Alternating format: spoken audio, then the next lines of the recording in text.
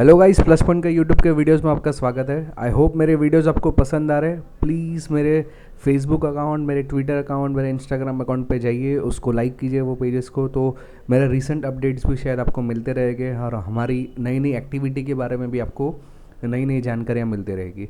एक बात खाली मैं बताना चाहता हूँ कि अगर यही वीडियो आपको अगर इंग्लिश में सर्च करना है तो खाली इस चैनल के अंदर जाइए, आपको यही वीडियो इंग्लिश में भी मिल जाएंगे। चलिए, आज का जो टॉपिक है मेरा है ट्रांसफार्मर। थोड़ा सा पहले मैं एक थोड़ा सा इंट्रोडक्शन दे दूं कि हम लोग एक नया कोर्स चालू कर रहे हैं इलेक्ट्रॉनिक्स के बेसिस के ऊपर। तो अगर ये कोर्स अगर आपको ज्वाइन करना है तो सिंपल वे है, दिसंबर के बाद आप हमको कांटेक्ट कीजिए। मेरा नंबर है 9768871110। इस नंबर पे आप कांटेक्ट कीजिए। मेरा ब्रांच मुंबई में है, तो आप कभी भी आके यहाँ पे ज्वाइन कर सकते हैं हमारा कोर्स। फ़िलहाल रहने की और खाने पीने की व्यवस्था आपको करनी पड़ेगी। यहाँ पे हम लोग खाली सिखाने का काम करेंगे। चलिए, आप दिसंबर के बाद मुझे कांटेक्ट कीजिए तो मैं आपको इसके बारे में डिटेल इन्फॉर्मेशन दे सकता हूँ, और ये बहुत ही लोअर रेट में रहेगा, ज़्यादा इसका कॉस्टिंग नहीं रहेगा। चलिए, आज के टॉपिक की ओर बढ़ते हैं। आज का टॉपिक जो है ट्रांसफार्मर। हालांकि मुझे कई सारे लोगों ने बताया है कि सर ट्रांसफार्मर के ऊपर कुछ बताइए। मैंने एक पहले वीडियो बनाया हुआ था, लेकिन उसमें बहुत सारी दिक्कतें थी, आवाज़ भी बराबर नहीं था, इसलिए वीडियो वापस बना रहा हूँ और उसमें कुछ चेंज करके मैं बता रहा हूँ। ओके, तो चलिए शुरू करते हैं। ट्रांसफार्मर सिखाने से पहले मैं बता दूं कि आपने ये एडेप्टर्स तो देखे रह गए, राइट।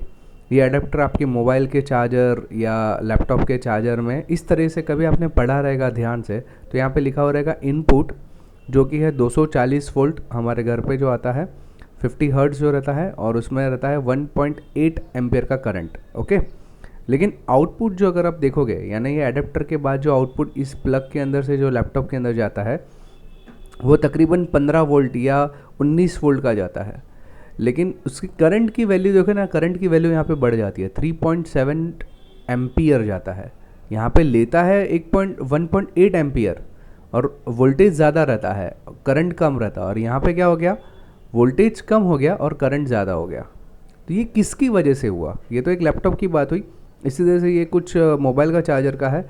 यहाँ पे भी देखो इनपुट वोल्ट 240 वोल्ट और कुछ 0.2 एम्पियर का करंट है। ओके, और आउटपुट अगर देखोगे तो 5 वोल्ट, यानी वोल्टेज तो कम कर दिया, डीसी में कर दिया एसी को, और प्लस 1000 मिली एम्पियर्स। यहाँ पे 0.2 एम्पियर्स था, ओके, और यहाँ पे 1000 मिली एम्पियर है ना, तकरीबन 1 एम्पियर के आसपास का करंट यहाँ पे आउटपुट में निकल रहा है। तो ये कैसे पॉसिबल हुआ? वैसे यहाँ पे और एक देखो, सैमसंग का चार्जर का भी एक एग्जांपल दिया है। ये दिख नहीं रहा है प्रॉपर, लेकिन मैं आपको बताने की कोशिश कर रहा हूँ। यहाँ पे देखो इनपुट आप देखोगे तो 240 वोल्ट है और 0.15 मिली एम्पियर है, राइट। और आउटपुट अगर आप देखोगे ना, तो आउटपुट 5 वोल्ट है और कुछ 1 एम्पियर का करंट है। तो ये सब कैसे पॉसिबल हुआ? यानी वोल्टेज कम कर रहा है प्लस करंट को बढ़ाता है, और समझो volt AC to DC convert हो रहा है, वो अलग चीज़ है, वो रेक्टिफायर की वजह से हो रहा है। अगर आपने रेक्टिफायर का वीडियो नहीं देखा है तो इस कोने में जस्ट आई का एक निशान है, उस पर क्लिक कीजिए तो रेक्टिफायर का वीडियो आपको मिल जाएगा, या इस वीडियो के एंड में भी आपको मिल जाएगा उसके लिंक। ओके, तो ये सब होता है पॉसिबल ट्रांसफार्मर की वजह से, इलेक्ट्रिकल ट्रांसफार्मर। ओके, तो ये इलेक्ट्रिकल ट्रांसफार्मर जो रहता है, इसका जो काम है, ये एक स्टैटिक डिवाइस है। पहले बता दूँ स्टैटिक डिवाइस का मतलब क्या है, मैं आगे बता देता हूँ। लेकिन ट्रांसफार्मर को स्टैटिक डिवाइस कहा जाता है, which transform electrical energy from one circuit to another circuit without any direct internal connection. यानी इलेक्ट्रिकल कनेक्शन नहीं है, एक सर्किट में मान लो कि करंट आ रहा है या वोल्टेज आ रहा है, उसको दूसरी सर्किट में भेजना है ट्रांसफॉर्म करके, तो इसके लिए ट्रांसफार्मर का इस्तेमाल किया जाता है। Okay, and with the help of mutual understanding, ये एक सर्किट में से दूसरी सर्किट में ट्रांसफॉर्म कैसे करता है, करंट को भेजता कैसे है, तो म्यूचुअल इंडक्टेंस की वजह से। Okay, between two windings, of course between two windings, the transform power from one circuit to another without changing its frequency, but it may be different voltage level। याद रखना, मैं ट्रांसफार्मर के बारे में बता दूं कि जब भी ट्रांसफार्मर का इस्तेमाल करते हैं तो पावर एक सर्किट में जो है दूसरी सर्किट में सेम रहेगा, पावर और उसकी फ्रिक्वेंसी जो रहेगी, of course frequency AC current में रहती है, वो दोनों मतलब पहली सर्किट और दूसरी सर्किट में सेम रहेगी। लेकिन इफेक्ट जो होता है ट्रांसफार्मर का, वो वोल्टेज और करंट के अंदर होता है। ओके, कैसे होता है, क्या होता है, मैं आगे आपको डिस्कस करता हूँ। लेकिन पहले मैं बता दूँ ये स्टैटिक डिवाइस का मतलब क्या है। ओके। स्टैटिक डिवाइस आपने ये मोटर तो सुना रहेगा, राइट। मोटर के अंदर ये बीच में कुछ घूमने वाली चीज़ रहती है, आजू बाजू कुछ वाइंडिंग रहती है, राइट, ये तो आपको मालूम रहेगा। ओके, तो ये मोटर कैसे काम करता है, तो ये ferrite law of electromagnetic inductions के ऊपर काम करता है। ये जितने भी चीज़ें हैं वो सब फेराइड लॉ के ऊपर काम करते हैं। अभी फेराइड लॉ क्या है, एक बेसिकली फेराइड करके एक साइंटिस्ट है जिसने ये लॉ को डेवलप किया है। A law shows that the relationship between the electrical circuit and magnetic field, यानी ये लॉ ने मतलब जो फेराइड लॉ जो है वो हमको दर्शाता है कि ये मैग्नेटिक फ्लक्स क्या है, मैग्नेटिक फील्ड क्या है, इसका इफेक्ट क्या होता है इलेक्ट्रॉनिक सर्किट के ऊपर। ओके, तो ferrite performs examples of magnet and coil. During the experiment they found the EMF is induce in the coil when flux link with in change. या इसका मतलब क्या है कि मैंने आपको इंडक्टर का एग्जांपल दिया था, राइट। इंडक्टर में क्या होता है कि एक वायर है कॉपर का, उसको बीच में से राउंड राउंड राउंड राउंड घुमा दो, और जब भी इसमें से वोल्टेज को पसार करेंगे तो आपको कुछ मैग्नेटिक फील्ड जनरेट होगा, राइट। मैग्नेटिक फील्ड की वजह से उसमें कुछ चेंजेस होते हैं करंट के अंदर या वोल्टेज के अंदर, इसको हम लोग बोलते हैं ईएमएफ। ओके, तो ये मैग्नेटिक फील्ड और कंडक्टर ऐसी दो मेन चीज़ें रहती है। कोई भी इलेक्ट्रॉनिक इक्विपमेंट में याद रखना कि जहाँ पे मैग्नेटिक फील्ड का मतलब होता है, तो मैग्नेटिक फील्ड और कंडक्टर ऐसी दो चीज़ें रहती है जिसमें से इंड्यूस ईएमएफ बनता है। अभी इंड्यूस ईएमएफ क्या रहता है वो बता देता हूँ। इसमें दो प्रकार है, स्टैटिक और डायनेमिक। आपको मालूम रहेगा कि मोटर है, राइट, उसके बीच में क्या रहता है, रोटर रहता है। यानी मोटर को जब ये सप्लाई देते हैं तो क्या बनता है, अंदर जो कॉइल रहती है उसमें मैग्नेटिक फ्लक्स जनरेट होता है जिसकी वजह से रोटर घूमता है, और रोटर घूमने की वजह से जो मैग्नेटिक फ्लक्स रहता है वो कट होता है। यानी अंदर जो पी और एन जो रहता है वो चेंजेस होता है उसके अंदर का, राइट। यानी मैग्नेटिक फील्ड जो कट होता है वो रोटर की वजह से होता है।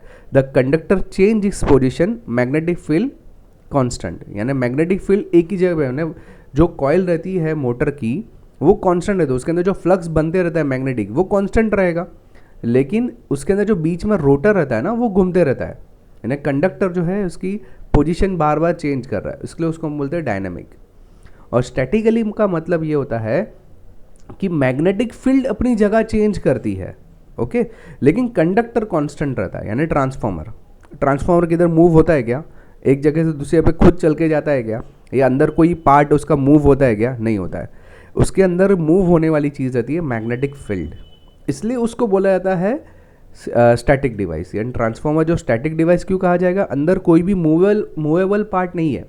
यानी एक टाइप का ये मशीन है, लेकिन ये मशीन के अंदर कुछ भी चीज़ें मूव नहीं होती है, ये इलेक्ट्रॉनिक फ्लक्स के जरिए एक जगह से एक सर्किट में से दूसरे सर्किट में करंट को पास ऑन करता है, इसलिए उसको हम लोग क्या बोलते हैं, ट्रांसफार्मर।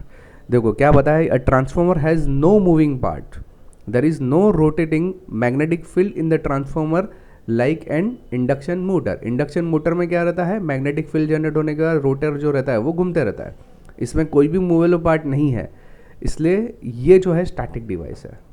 ओके, तो स्टैटिक डिवाइस क्यों कहा जाए, समझ में आया। ओके, अभी वाई ट्रांसफार्मर, अभी ट्रांसफार्मर की ज़रूरत क्यों पड़ती है हमको। ओके, चलिए शुरू करते। अभी आपको मालूम रहेगा आपके घर पे जो बिजली आती है वो कहाँ से आती है, पावर प्लांट से, ऑफ कोर्स।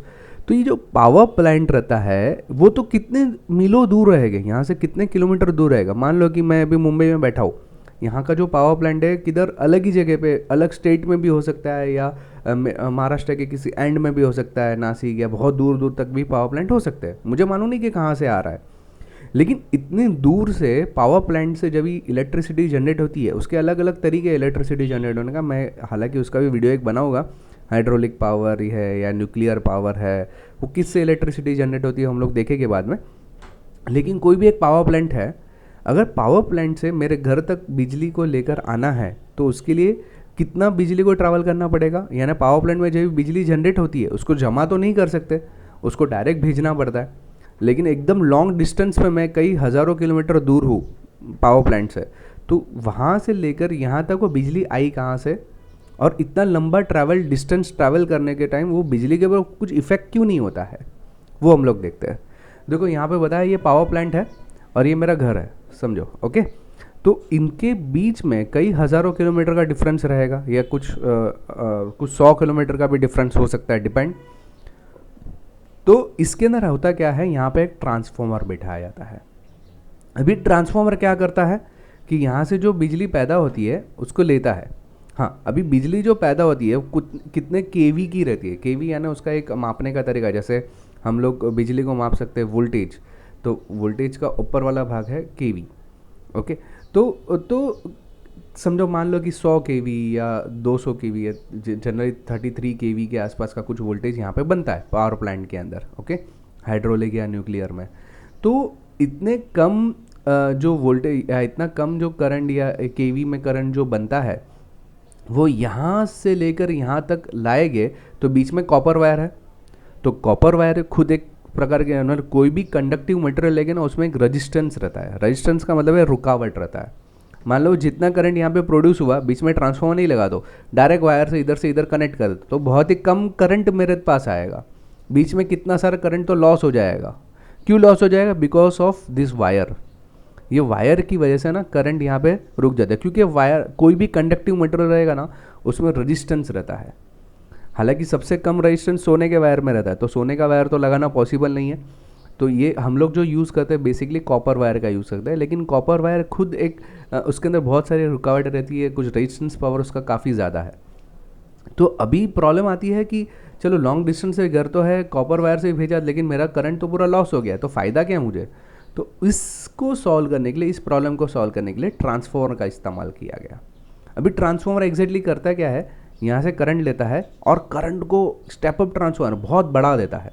यानी वोल्टेज की जो ताकत है, मान लो यहाँ से 12,000 वोल्ट आ रहा है तो उसको 24,000 वोल्ट में कन्वर्ट कर देगा या 2,24,000 वोल्ट में कन्वर्ट कर देगा। ये कन्वर्ट करने से क्या फ़ायदा होगा इसका कि वोल्टेज की ताकत बढ़ जाएगी। लेकिन जब भी ओम्स लॉ के ज़रिए अगर मैं बताऊँ तो वोल्टेज जब भी बढ़ता है तो करंट कम हो जाता है।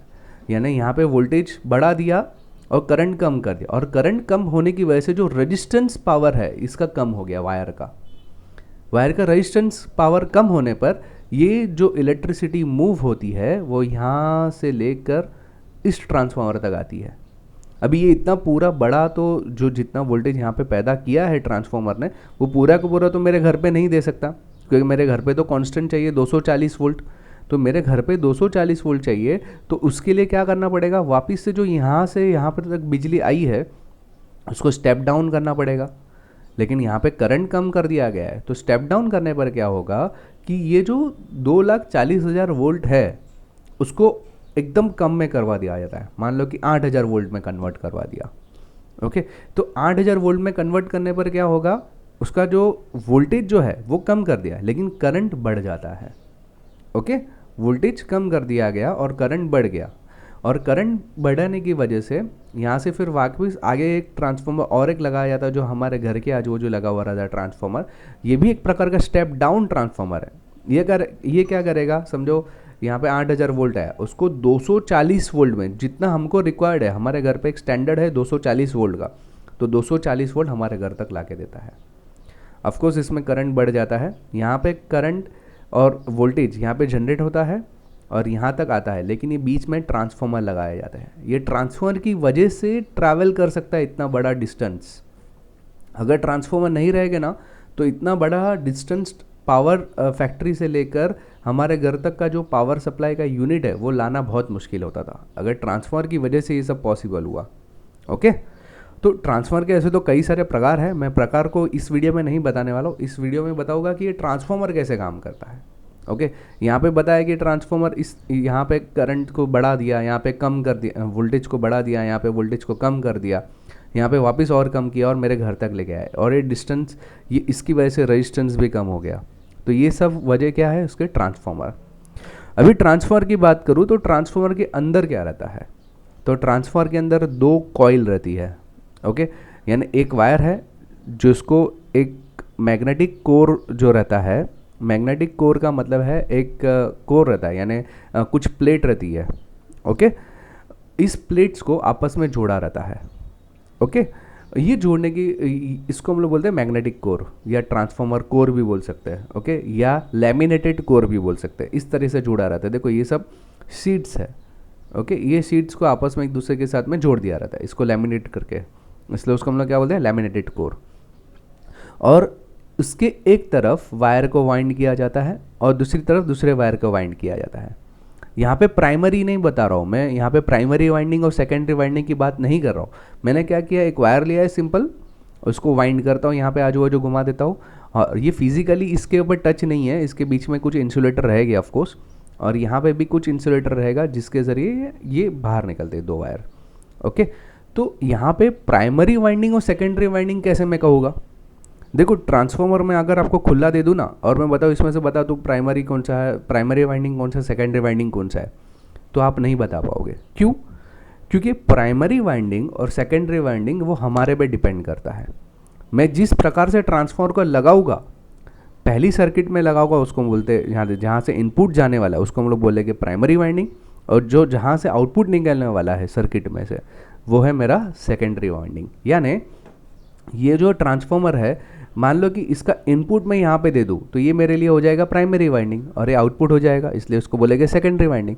लेकिन इस केस में यहाँ पे देखो, प्राइमरी वाइंडिंग यहाँ पे बताया गया और ये सेकेंडरी वाइंडिंग है। क्यों? क्योंकि मैं इनपुट करंट यहाँ से देने वाला और आउटपुट यहाँ से निकलने वाला है, इसलिए यहाँ पे बताया गया है प्राइमरी वाइंडिंग और सेकेंडरी वाइंडिंग। अगर मैं इसको उल्टा लगा दूँ, यानी ये जो यहाँ पे लगा दो और ये हिस्सा यहाँ पे लगा दो, तो ये मेरे लिए हो जाएगा प्राइमरी वाइंडिंग, ये हो जाएगा सेकेंडरी वाइंडिंग, उल्टा हो जाएगा ऑफ कोर्स। तो मतलब ट्रांसफार्मर ऐसी कोई जगह फिक्स नहीं रहती है, लेकिन आपको मैं बता रहा हूँ कि जहाँ से इनपुट जाने वाला है ट्रांसफार्मर के अंदर वो है तुम्हारा प्राइमरी वाइंडिंग, और जहाँ से आउटपुट निकलने वाला है वो है तुम्हारे लिए secondary winding. Okay, I hope मेरा वीडियो आपको समझ में आ रहा है। थोड़ा सा कॉम्प्लिकेटेड ज़रूर है, लेकिन समझने की कोशिश करो, आसान है। ओके, अगर आप प्रॉपर समझोगे ना तो एकदम आसानी से आपको समझ में आ जाएगा।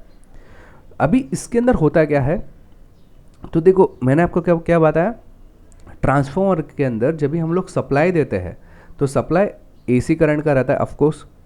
ओके, क्योंकि डीसी करंट के अंदर क्या प्रॉब्लम होता है मैं बताता हूँ, लेकिन जब भी हम लोग सप्लाई देते हैं प्राइमरी वाइंडिंग के ऊपर तो क्या होगा, इसमें हमारा सप्लाई कैसा रहेगा, एसी का ऊपर नीचे, यानी अल्टरनेट रहता है, plus minus plus minus plus minus, इस तरह से चलते रहता है, राइट। क्योंकि अगर आपने देखा रहेगा फ्रीक्वेंसी टेबल के अंदर तो एसी हमको कैसे दिखाया जाता है, ऊपर नीचे, इस तरह से उसका फ्लक्स रहता है। तो यहाँ पे होता कैसा है, जैसे ही मैं करंट यहाँ से पास ऑन करता हूँ, वोल्टेज पास ऑन करता हूँ, तो मेरा इस कॉइल के अंदर यानी इस वाइंडिंग के अंदर मेरा एसी करंट पास होता है। पहले ऐसे जाएगा, फिर ऐसे जाएगा, फिर वापस ऐसे जाएगा, फिर वापस ऐसे जाएगा, प्लस और माइनस की वजह से। तो इसमें क्या होता है, जब भी इस तरह से होता है ना, इसमें ऐसे फ्लक्स यानी इंडक्ट, यहाँ पे मैग्नेटिक फील्ड जनरेट होता है, हर एक में अपना अपना खुद का, पूरे वायर में। और इसी मैग्नेटिक फील्ड की वजह से जो आयरन कोर है, आजू बाजू में जो कोर है मैग्नेटिक, ये लैमिनेटेड कोर जो है ना, इसके अंदर भी इलेक्ट्रिक फ्लक्स जनरेट होता है। इसकी वजह से मतलब ये जो वाइंडिंग है ना, उसके अंदर भी खुद का एक मैग्नेटिक फ्लक्स जनरेट होता है, और इसी मैग्नेटिक फ्लक्स की वजह से यहाँ पे भी एक मैग्नेटिक फ्लक्स जनरेट होगा। ओके, ये मैग्नेटिक फ्लक्स पहले इस तरह से जाएगा, क्योंकि पॉजिटिव में ऊपर रहेगा तो एसी में ऐसा जाएगा, फिर नेगेटिव में ऐसा जाएगा, फिर ऊपर ऐसा जाएगा, फिर ऐसा जाएगा, फिर ऐसा जाएगा, फिर ऐसा है, क्योंकि एसी करंट जो रहता है क्या रहता है, प्लस माइनस, राइट।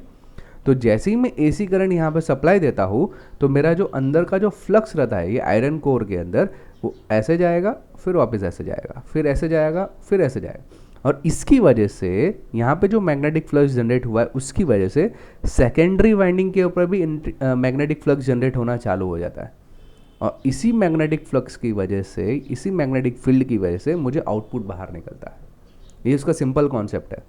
तो आपको लगेगा कि डीसी में क्यों जनरेट नहीं होता है, क्योंकि अगर मैं डीसी चलवाई दूँ तो डीसी में कैसा रहता है, खाली पॉजिटिव रहता है, नेगेटिव तो रहता ही नहीं है, एक ही साइड रहता है, राइट। तो इसमें मैग्नेटिक फ्लक्स जनरेट होने का सवाल ही नहीं आएगा, यानी ये खुद में भी मैग्नेटिक फ्लक्स जनरेट होगा लेकिन वो रोटेट नहीं कर पाएगा, यानी एक ही दिशा में घूमता है, ऐसे जाएगा नहीं, ऐसे ही घूमता रहेगा उसका मैग्नेटिक फ्लक्स। तो यहाँ पे करंट यानी यहाँ पे मैग्नेटिक फ्लक्स जनरेट होगा ही नहीं, तो यहाँ से आउटपुट भी नहीं मिलेगा, राइट।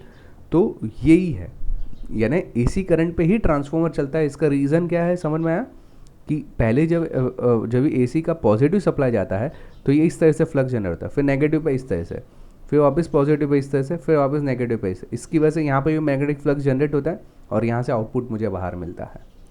तो ये है बेसिकली ट्रांसफार्मर, यानी यहाँ से जब भी एसी की लाइन अंदर जाती है तो यहाँ पे मैग्नेटिक फ्लक्स इस तरह से पसार होता है, और जब भी नेगेटिव लाइन जाती है एसी की तो मैग्नेटिक फ्लक्स, और यहाँ से इसकी वजह से यहाँ पे मैग्नेटिक फ्लक्स जनरेट होता है और यहाँ से आउटपुट मुझे बाहर मिलता है। इसलिए हम लोग क्या बोलते हैं इसको, प्राइमरी सर्किट, उसको बोलते हैं सेकेंडरी सर्किट, या प्राइमरी कॉइल, ये सेकेंडरी कॉइल।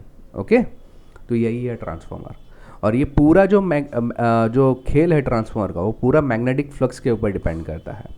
ओके, तो हाँ, इसमें एक चीज़ ध्यान में रखना कि अगर एक सर्किट में से दूसरी सर्किट में जब भी हम लोग कुछ मैग्नेटिक फ्लक्स जनरेट करवाते हैं, अगर वोल्टेज में चेंजेस होता है, वोल्टेज मान लो कि यहाँ पे बढ़ जाता है तो करंट कम हो जाएगा, और वोल्टेज अगर कम करते हैं तो करंट बढ़ जाता है, ये याद रखना। बाकी पावर में कोई चेंज नहीं होता है, ना ही उसकी फ्रीक्वेंसी में चेंज होता है, चेंजेस होता है वोल्टेज और करंट में। यही है ट्रांसफार्मर। ओके, इसका जो अलग अलग प्रकार है ट्रांसफार्मर के, इसके बारे में मैं डिटेल में डिस्कशन करूँगा नेक्स्ट वीडियो के अंदर। और ये एग्जैक्टली सर्किट पे कैसे काम करते हैं ना, वो भी हम लोग देखेंगे कुछ प्रैक्टिकल्स के अंदर। ओके, फिलहाल इसमें मैंने ट्रांसफार्मर को आपको बताने की कोशिश की कि ट्रांसफार्मर कैसे काम करता है और ट्रांसफार्मर के अंदर होता क्या है। ओके, आई होप मेरा ये वीडियो आपको पसंद आए। प्लीज़ प्लीज़ प्लीज़ आप मेरे वीडियोस को लाइक कीजिए, कमेंट कीजिए और सब्सक्राइब ज़रूर कीजिए, बिकॉज आपके लाइक, कमेंट और सब्सक्राइब जो है वही मुझे प्रेरित करते कि मैं कुछ नए वीडियोस बनाऊं। अगर आप लोग लाइक नहीं करोगे या मेरे वीडियोस को देखोगे नहीं, या मेरे वीडियोस के अंदर कमेंट नहीं करोगे, तो मुझे प्रेरणा ही नहीं मिलेगी कुछ नए वीडियोज़ बनाने की, और मैं धीरे धीरे वीडियोस बनाना छोड़ दूंगा। लेकिन मैं नहीं चाहता हूँ कि मैं वीडियोस बनाना छोड़ूँ, इसलिए प्लीज़ प्लीज़ प्लीज़ लाइक कीजिए और कमेंट ज़रूर कीजिए। Okay, thanks for listening.